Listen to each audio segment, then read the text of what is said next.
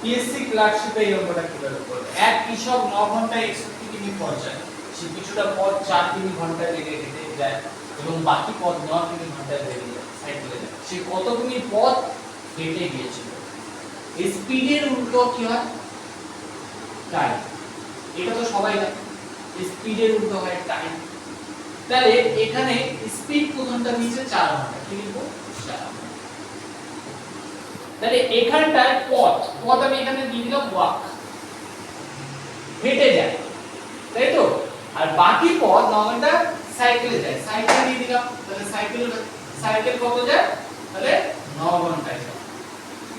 এখন মোট এখানটা প্রথমে লেখা আছে এক কৃষক 9 ঘন্টায় 61 কিমি যায়। তাহলে 61 কিমি যায় মানে আমরা এই 61 কিমি মানে কি? আমরা জানি ডিসটেন্স মানে 61। আমাদের কি আছে?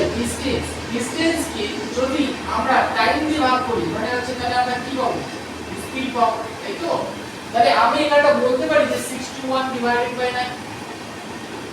তাহলে এই দিকে টেনে দাও, এলিগেশন করে দাও। তাহলে যেটা হয়ে যাচ্ছে 61 9, ঠিক আছে, মাইনাস 9। আর এদিকে কি হয়ে যাচ্ছে আমাদের? 61 9 মাইনাস হয়ে যাচ্ছে 4। তাহলে আমাদের কি দাঁড়াচ্ছে দেখে নি? দেখো দাঁড়াচ্ছে যেটা, সেটা হচ্ছে 9 61 মাইনাস 9, ঠিক আছে। এইদিকে কি দাঁড়াচ্ছে? 60। এইদিকে দেখো দাঁড়াচ্ছে কি? দাঁড়াচ্ছে 61। তাহলে কি দাঁড়াচ্ছে? 61 4 9 হয়ে যাচ্ছে, এটা 9 হয়ে গেল হবে, ঠিক আছে। তাহলে এটা নিচে কি রইলো আমাদের? বেঁচে কি রইলো? এটা হচ্ছে 81 হবে, একটু ভুল গেছে, এটা 81 হবে। তাহলে এখানে রইলো কত হচ্ছে? এখানে রইলো আমাদের হচ্ছে 20, তাই তো? আর এটা এখানে কত থাকবে? এখানে থাকবে আমাদের কত হয়ে যায়? 36।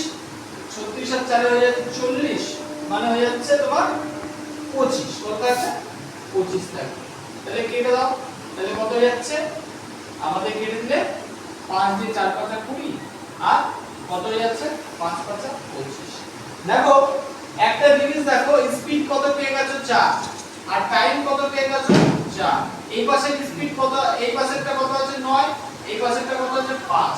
তাহলে তোমাকে কি চেয়েছে? সে কত কিমি পথ হেঁটে গিয়েছিল? কত কিমি পথ? তাহলে পথ বলেছে আমাকে হেঁটে গেছিল, তাহলে speed into time equal to distance হয়ে যায়। আজ তো এই 4 কিমি আমাদের কি করতে হবে? আমাদের ওয়াক বার করতে হবে হেঁটে। তাহলে 4 আর এই 4, তাহলে আমাদের গুণ করলে কত হয়ে যায়? 4 আর 4 এ কত হয়ে যায়? 16। তাহলে অ্যানসার কত হয়ে যাবে আমাদের? 16। একটা ভালো লাগলে ভিডিওটা লাইক করবে।